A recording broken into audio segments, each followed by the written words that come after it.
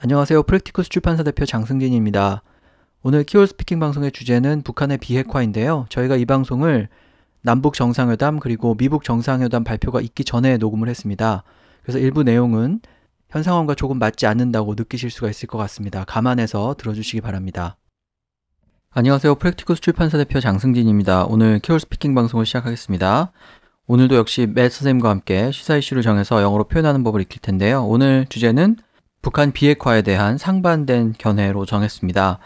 굉장히 딱딱한 주제이긴 한데 원어민들이 많이 관심을 갖고 또 질문을 하기도 하고 그러는 이슈이니만큼 오늘 그 북한 비핵화에 관해서 몇 가지 핵심 표현들을 기억하는 기회를 좀 가져보도록 하겠습니다.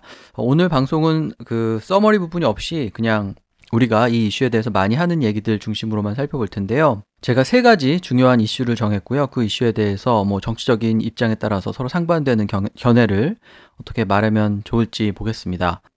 먼저 첫 번째 주제는 북한이 왜 핵을 개발하는가인데요. 정치적인 입장에 따라서 북한은 궁극적으로 남한의 공산화를 원한다. 북한 핵은 결국 그 목적을 위한 것이다. 라는 견해를 표현할 수도 있고요. 아니면은 북한이 핵을 개발하는 것은 자신의 체제를 유지하고 인정받기 위해서이다. 북한이 대한민국을 상대로 핵을 쓰거나 아니면 핵을 믿고 전쟁을 일으킨다는 것은 굉장히 가능성이 낮은 얘기다. 또 이렇게 생각하는 사람들도 있죠. 그래서 그 두 상반된 견해를 어떻게 영어로 표현할 수 있는지 먼저 보겠습니다. So about the question, why did North Korea choose to develop nuclear weapons? I think there are two types of opinions, and one is the ultimate goal of the North Korean regime is to communize the whole Korean Peninsula, and North Korea's nuclear weapons are one of the tools to achieve that goal. North Korea wants to take over South Korea and will threaten using nuclear weapons to do so. So when we say to take over, it means to take control of. One country can take over another country, and we also use it in business. So if one company buys 51% or more of another company, we call it a takeover. So it means to gain control over someone or something.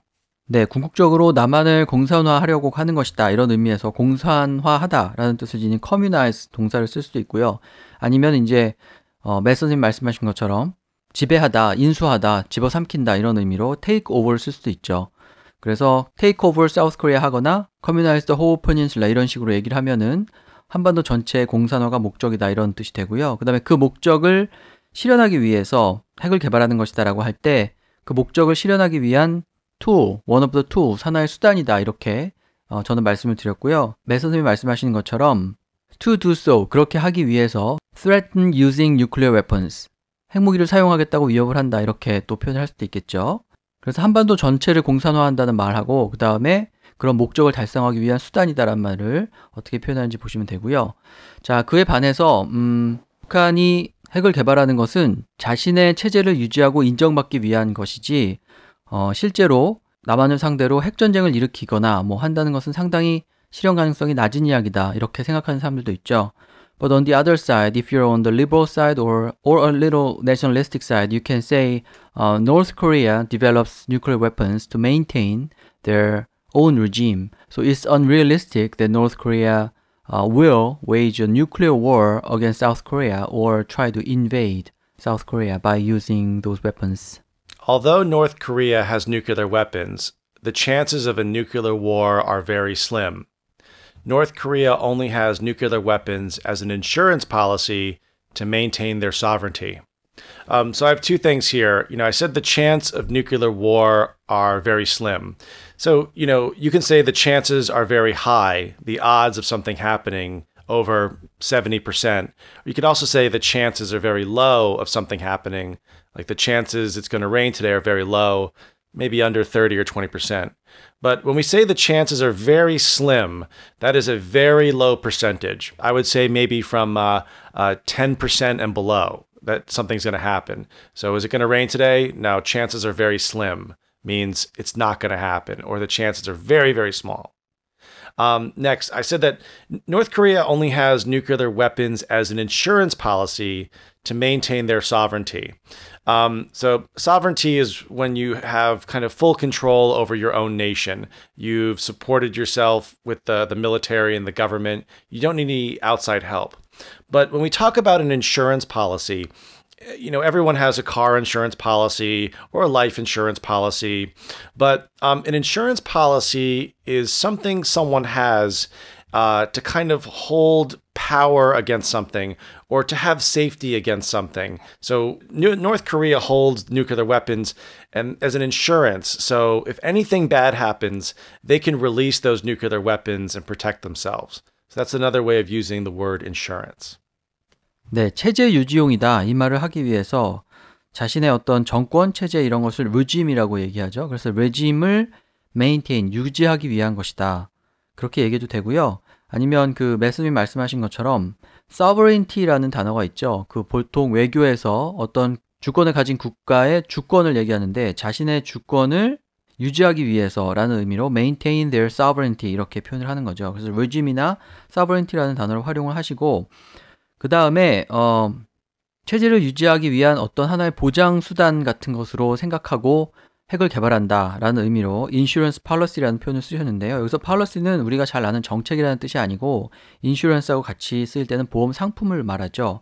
그래서 하나의 보험처럼 핵을 가지고 있는 것이지 그걸 실제로 쓰려고 하는 게 아니다. 이제 이렇게 얘기할 때 insurance policy라는 아주 표현을 적절히 활용할 수가 있고요. 그래서 실제로 핵전쟁이 일어나거나 뭐 핵전쟁을 일으킨다는 것은 좀 현실성이 낮다라고 할 때 unrealistic, realistic하지 않다, 현실적이지 않다라고 말할 수도 있고 아니면은 가능성이 매우 낮다라고 할 때 가능성을 의미하는 chance 다음에 slim이라는 단어를 쓸 수가 있죠. 보통 가늘다, 얇다라는 의미로 쓰이지만 가능성이 낮다라고 할 때도 가능성이 가늘다라는 의미로 slim을 활용할 수가 있으니까 그 단어도 기억을 하시면 되겠습니다. 자, 그래서 첫 번째 북한이 핵을 개발하는 이유에 대한 상반된 견해를 살펴봤고요. 두 번째는 북한은 핵을 포기할 의사가 있느냐 없느냐에 대해서 두 가지 또 상반된 견해가 있는데요. 첫 번째는 북한은 핵을 절대로 포기하지 않을 것이다 이런 생각이죠. 그래서 지금 북한이 특히 우리한테 보이고 있는 그런 평화 공세는 그 자신들의 핵 능력 그리고 미사일 능력을 좀 더 고도화하기 위해서 시간을 끌려고 보이는 하나의 제스처일 뿐이다 이렇게 생각하는 사람들이 있습니다. So first opinion about whether North Korea is willing to give up their nuclear weapons ultimately is North Korea will never give up their nuclear weapons program, and they also think its current peace overture or peaceful approach toward the South is simply to buy enough time to make their nuclear and missile technologies more advanced and sophisticated. There won't be an end to North Korea's nuclear program. Over time, the range of missiles will become greater, and the yield of their bombs will become more powerful. So I said the range of their missiles, that's how far they can go, will become greater. And the yield of their bombs will become more powerful. So when talking about explosives or bombs, we say, what is the yield? And the yield is usually measured in kilotons and megatons. Back in 2006, North Korea launched or set off an estimated 6 kiloton bomb. But most recently in 2013, that kiloton yield was 10. So their recent bomb had a yield of 10 kilotons. 네, 북한은 핵을 절대 포기하지 않을 것이다. give up 하지 않는다. 이렇게 얘기해도 되고요.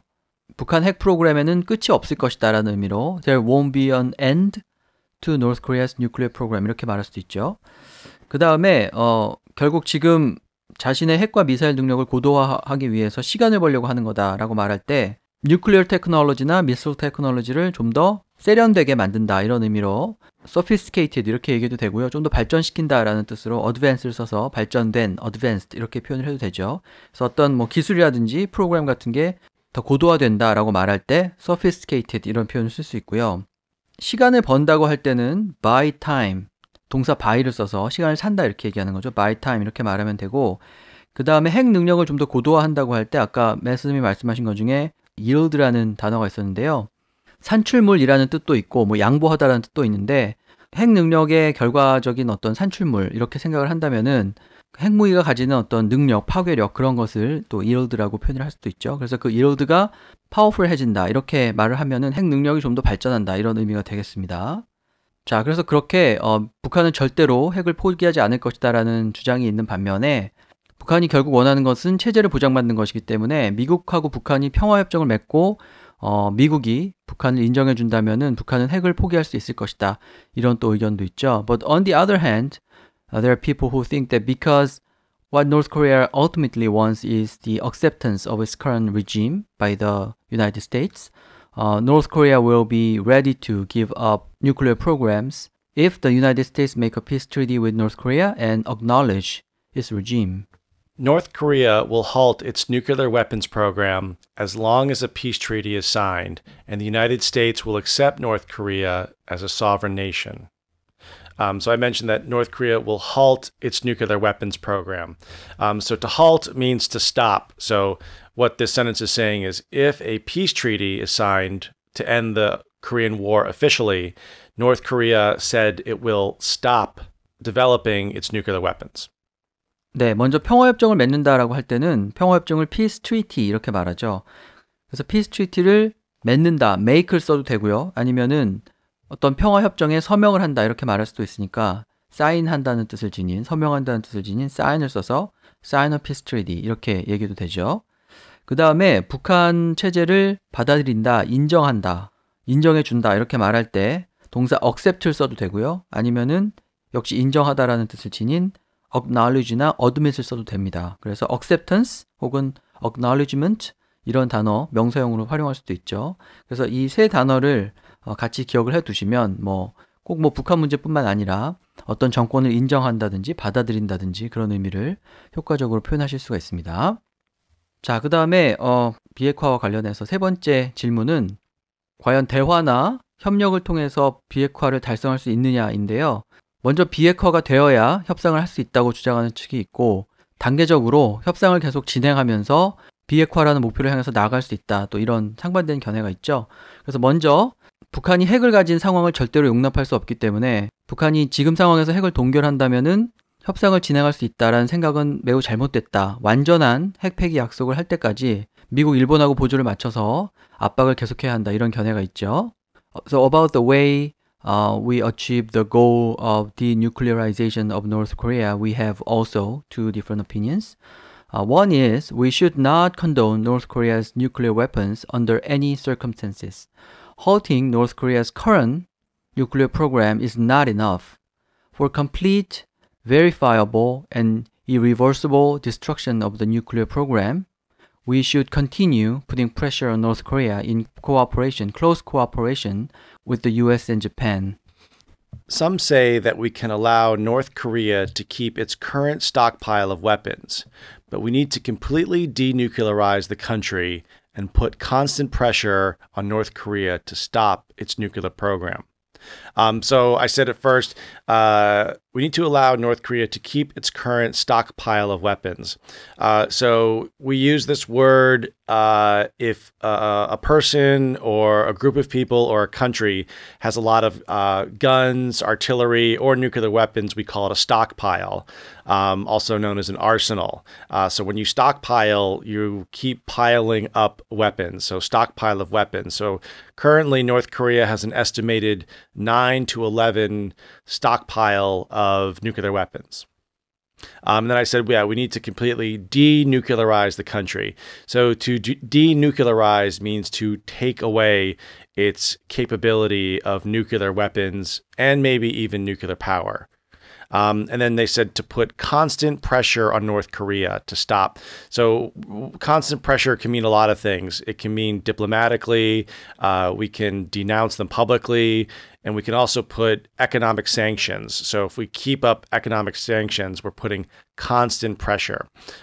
It can also be something simple as, if you're single and your parents say, you need to get married every year or every holiday, they're putting constant pressure on you.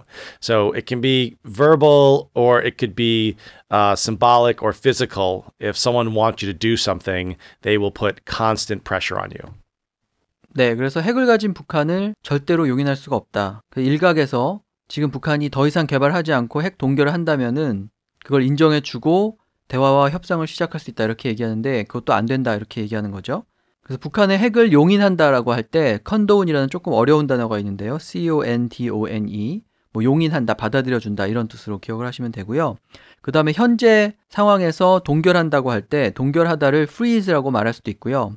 stop, 지금 상황에서 말 그대로 스톱한다는 얘기죠. 아니면 halt, halt 이런 단어를 써서 지금 상황에서 이제 더 이상 개발하지 않는다라는 의미를 표현할 수가 있고, 그 다음에 그 말을 달리 표현하면은 맷 선생님이 말씀하신 것처럼 현재까지 개발해 놓은 그 핵무기의 어떤 총량, 그걸 이제 스톡파일이라고 얘기를 하는 거죠. 그러니까 말하자면 재고처럼 생각을 해서 지금까지 만들어 놓은 걸 그냥 용인을 하고 얼라우하고, 그리고 그 상태에서 더 이상 개발하지 않는다면 협상을 한다, 이제 이런 뜻으로 스톡파일이라는 표현을 썼고요.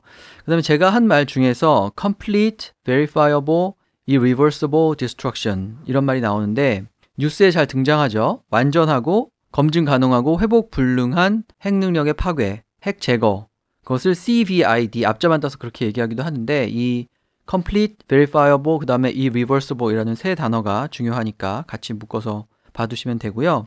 그 다음에 이제 비핵화의 목적을 달성하기 위해서 북한이 포기할 때까지 계속 압박을 가해야 한다라는 말은 이제 put pressure on 뭐뭐 이렇게 말할 수도 있고, 계속해서 압박을 가한다는 의미를 강조하려면 constant를 넣어가지고 put constant pressure on 뭐뭐 이렇게 얘기하면 되겠습니다. 자, 그에 반해서 먼저 비핵화를 하겠다는 약속을 해야지 협상이나 대화를 시작하겠다는 것은 너무 좀 비현실적이고, 단계적으로 대화나 협상을 유지하면서 비핵화로 나아갈 수 있다, 이렇게 생각하는 사람들도 있는데요. But there are those who think that we can reach the goal of denuclearization in stages, step by step. They say the goal can be realized in stages. It's more practical and realistic to approach the goal through dialogue and cooperation. And this should be done before demanding the immediate and complete denuclearization of North Korea. Instant denuclearization of North Korea would be a bridge too far. The process needs to be done step by step. That first step needs to start with dialogue. So the one thing I want to say here is a bridge too far. A Bridge Too Far refers to a book that then it was made into a movie. And it was about a World War II battle called Operation Market Garden. It was one of the worst military disasters in human history. I don't want to get too much into the battle, but what happened was the Allies had to take over about 4 large bridges and about 3 small bridges in Holland. And if one of those bridges failed to be taken over, the entire battle would have been a failure. So they had to take over these 7 bridges, and a lot of things went wrong during the battle, and they were only able to take 6 bridges. So whenever you have a very complicated plan or things in life get too complicated, we say that might be a bridge too far, referring to this military disaster. So, if we ask like, hey, look, we want instant denuclearization right now. And if we demand it, that plan might be a little complicated. We won't be able to reach our final goal if we demand it. So what we're saying is we have to start with dialogue and then proceed step by step and possibly get denuclearization in the future. 네, 그래서 단계적으로 대화와 협상을 유지하면서 비핵화로 나간다, 이 말을 표현하기 위해서 단계적으로는 단계를 밟아가면서, 이런 의미로 in stages라고 해도 되고요. 아니면 조금씩이라는 뜻을 지닌 step by step을 활용해도 되고, 대화나 협상을 통해서는 through cooperation and dialogue 이렇게 얘기하면 되겠죠. 그리고 당장 비핵화부터 그걸 전제 조건으로 내세워서 요구하는 것은 현실적이지 못하다, unrealistic하다. 그래서 그렇게 하지 않는 것이 훨씬 실용적이고 realistic하다, 현실적이다, 이렇게 말하면 되고요. 그 다음에 한꺼번에 그렇게 요구하는 것은 너무 좀 목표 달성을 어렵고 복잡하게 만든다라고 얘기하기 위해서 지금 맷 선생님이 a bridge too far 이런 표현 쓰셨는데요.